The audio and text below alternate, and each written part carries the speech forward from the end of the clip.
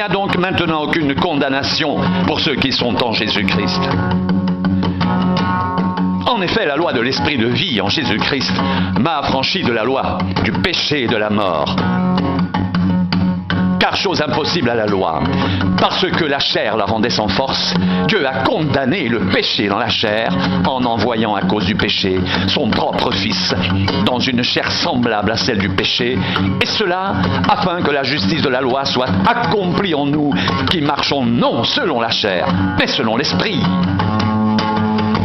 Ceux en effet qui vivent selon la chair s'affectionnent aux choses de la chair, tandis que ceux qui vivent selon l'esprit s'affectionnent aux choses de l'esprit. Et l'affection de la chair, c'est la mort, tandis que l'affection de l'esprit, c'est la vie et la paix. Car l'affection de la chair est inimitié contre Dieu, parce qu'elle ne se soumet pas à la loi de Dieu et qu'elle ne le peut même pas. Or, ceux qui vivent selon la chair ne sauraient plaire à Dieu. Pour vous, vous ne vivez pas selon la chair, mais selon l'esprit, si du moins l'esprit de Dieu habite en vous. Si quelqu'un n'a pas l'esprit de Christ, il ne lui appartient pas. Et si Christ est en vous, le corps, il est vrai, est mort à cause du péché, mais l'esprit est vie à cause de la justice. Si l'esprit de celui qui a ressuscité Jésus d'entre les morts habite en vous, celui qui a ressuscité Christ d'entre les morts rendra aussi la vie à vos corps mortels par son esprit qui habite en vous.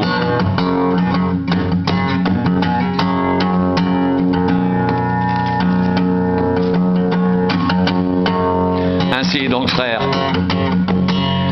nous ne sommes point redevables à la chair pour vivre selon la chair. Si vous vivez selon la chair, vous mourrez. Mais si par l'esprit vous faites mourir les actions du corps, vous vivrez. Car tous ceux qui sont conduits par l'esprit de Dieu sont fils de Dieu. Et vous n'avez pas reçu un esprit de servitude pour être encore dans la crainte, mais vous avez reçu un esprit d'adoption par lequel nous crions « Abba, Père !» L'Esprit lui-même rend témoignage à notre esprit que nous sommes enfants de Dieu.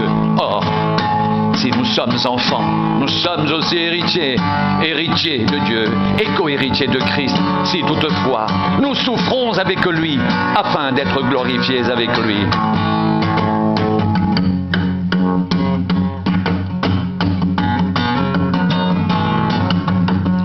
J'estime que les souffrances du temps présent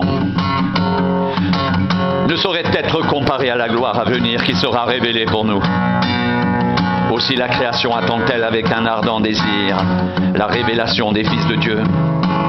Car la création a été soumise à la vanité non de son gré, mais à cause de celui qui l'y a soumise, avec l'espérance qu'elle aussi sera affranchie de la servitude de la corruption, pour avoir part à la liberté de la gloire des enfants de Dieu. Or, nous savons que jusqu'à ce jour, la création tout entière soupire et souffre les douleurs de l'enfantement. Et ce n'est pas elle seulement, mais nous aussi, qui avons les prémices de l'esprit, nous soupirons en nous-mêmes, en attendant l'adoption, la rédemption de notre corps.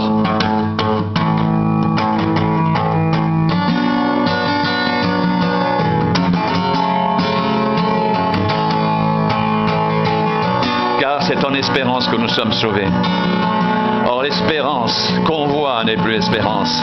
Ce qu'on voit, peut-on l'espérer encore? Mais si nous espérons ce que nous ne voyons pas, nous l'attendons avec persévérance.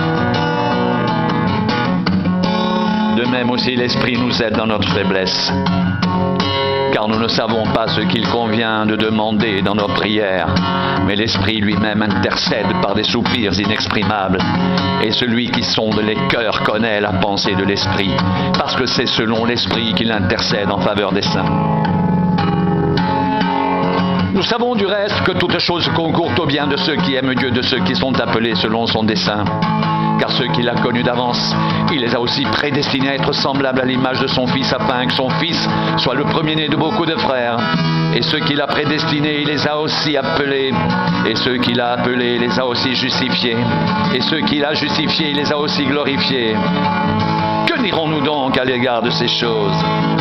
Si Dieu est pour nous, qui sera contre nous? Lui qui n'a point épargné son propre Fils, mais qui l'a livré pour nous tous, comment ne nous donnera-t-il pas aussi toutes choses avec lui? Qui accusera les élus de Dieu? C'est Dieu qui justifie. Qui les condamnera? Christ est mort. Bien plus, il est ressuscité. Il est à la droite de Dieu. Il intercède pour nous. Qui nous séparera de l'amour de Christ? Sera-ce la tribulation, l'angoisse, la persécution, la faim ou la nudité, le péril ou l'épée, selon qu'il est écrit? C'est à cause de toi qu'on nous met à mort tout le jour, qu'on nous regarde comme des brebis destinées à la boucherie. Mais dans toutes ces choses, nous sommes plus que vainqueurs par celui qui nous a aimés. Car j'ai l'assurance que ni la mort, ni la vie, ni les anges, ni les dominations, ni les choses présentes, ni les choses à venir, ni les puissances, ni la hauteur, ni la profondeur, ni aucune autre créature ne pourra nous séparer de l'amour de Dieu manifesté en Jésus-Christ notre Seigneur.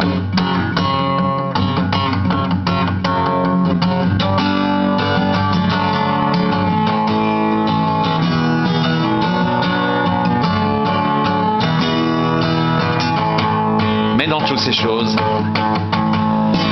nous sommes plus que vainqueurs par celui qui nous a aimés.